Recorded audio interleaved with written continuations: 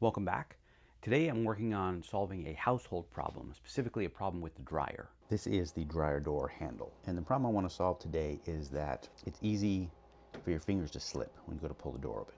Now, if you make sure you have a good grip, it's not that hard to pull. But in real life, you're often in a hurry, so your fingers slip. There's three factors that contribute to the slipping. The first one is that the pocket isn't very deep, so it only goes up to about my first knuckle there. The second factor is that the surface you're pulling against is sloped. It's about 45 degrees, so you're basically pulling against a ramp. And then the third factor is that the surface here is very smooth. And this is especially a problem if you have longer fingernails. The fingernails will push your fingers out, giving you even less surface area to grip onto.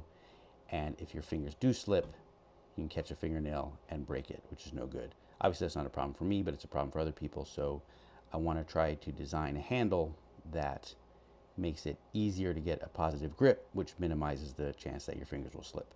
The first thing I need to do is to get this thing out of here, hopefully without breaking it.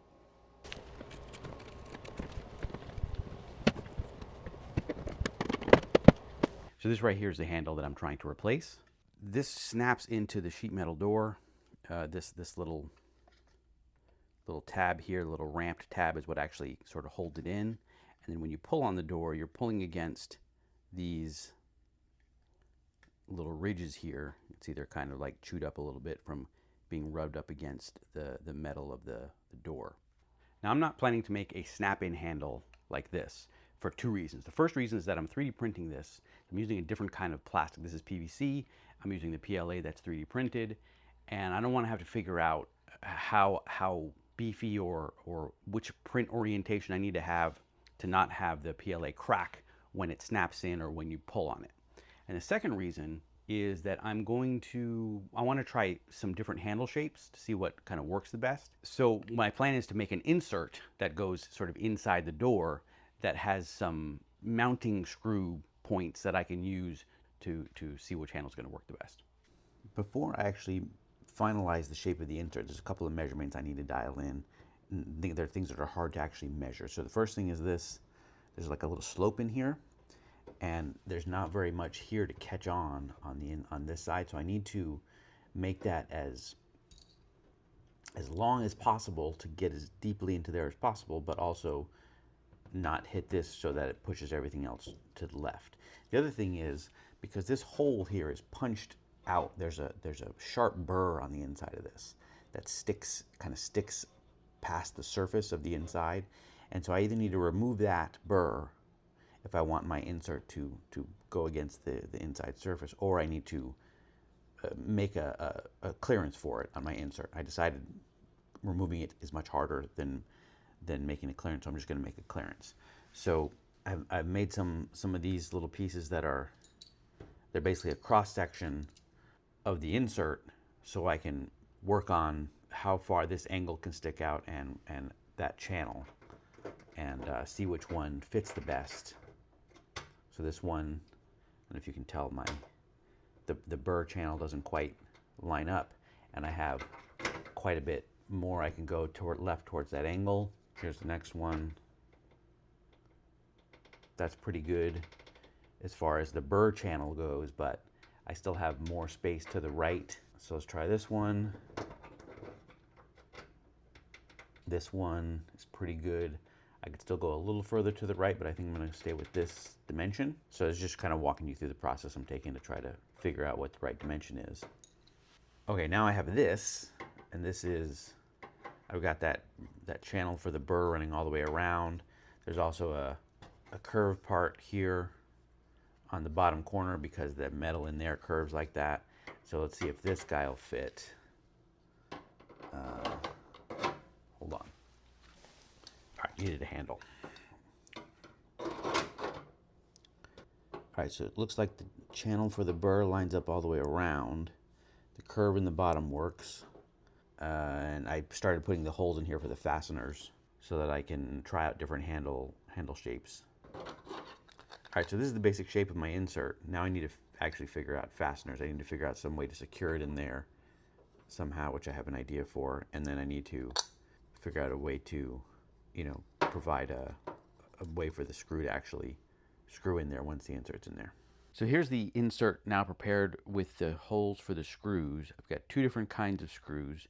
These little screws in the corners, which are just here to hold it in before I can actually attach the handle. And I'm going to use some heat set inserts for those.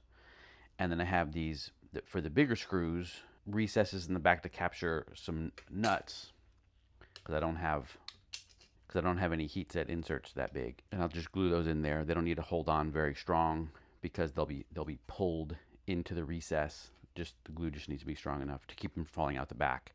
In retrospect, I probably should have just dropped them in during the print and printed over them. But here we go. So let me put in the heat set inserts. I'm going to put the heat set inserts from the back so that I don't mess up my little channel for the burr that's in there.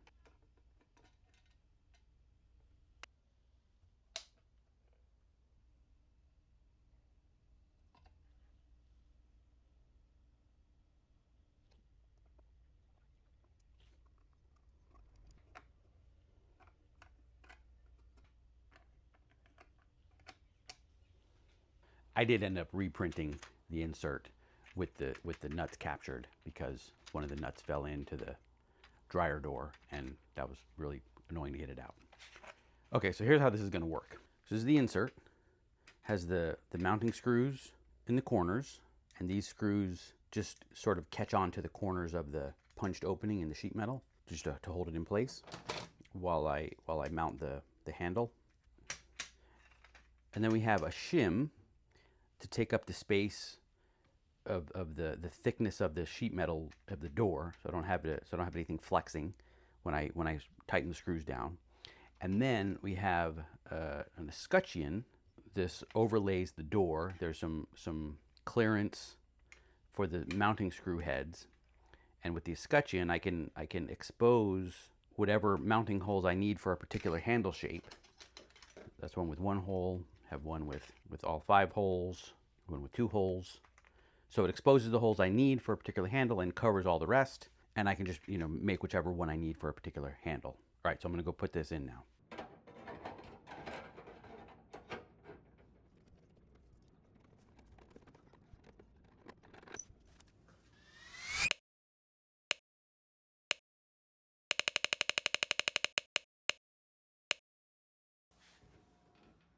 My objective here was to make a better handle for the dryer, but I also wanted to use the process as an opportunity to practice my 3D modeling skills, and specifically modeling for 3D printing. And that's part of the reason why this thing is a little bit over-engineered, because I wanted to just try out some different techniques. Here are the 3 handle designs I came up with. The knob here I printed like this with this part down on the plate, and you can see that the printer had a little bit of a problem making the transition from the flat to the curve.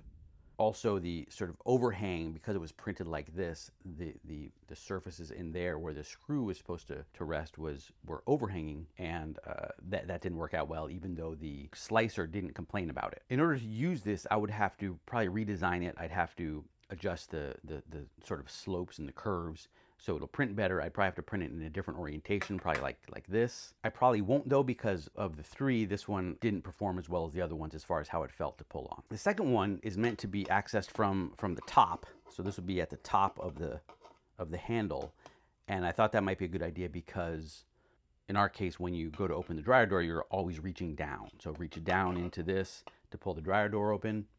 I printed it like this, which is really good. So this surface was down on the build plate, which is really good for this shape.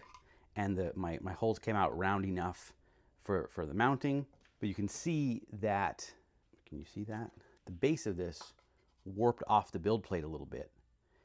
Because I have the bottom surfaces here curved, there's very little surface area in these areas on the build plate. And this was the side that was closest to, there's a fan blowing this way to cool the model, and so that cooled and warped up, and it's still printed fine-ish, but that's the kind of thing maybe I need to have that surface area be a little more, and also possibly I could avoid that if I turned off the cooling fan for the first part of the print until we had enough thickness that it wasn't going to warp anymore. This third one I think came out the best, both in terms of how it printed and also in the functionality, it felt the best to use. I did this one differently in the sense that I didn't curve the surfaces. I chamfered them, and that turned out to print really well. I printed it like this. So this surface was on, actually this surface was on the build plate, and that's how it printed. So my layers go this way, and that turned out really nicely. It feels good. The print quality is pretty good. The screw holes work well. I also try to design this whole system so that the force would, as much as possible, always be through the screw. So this screw would go through here, goes through the whole stack, and then pulls the nut from the back. And so when you pull on this, my objective was that you'd be pulling against the screw, so you'd be putting this whole assembly into compression, all the PLA, all the printed parts into compression rather than into tension where they're more likely to crack. That was my idea. I'm not sure if I accomplished that or if that matters in this case, but that was my objective. So there we go. Another one crossed off the list. Hope you found that entertaining or enlightening or a little of both. That's it for now. See you next time.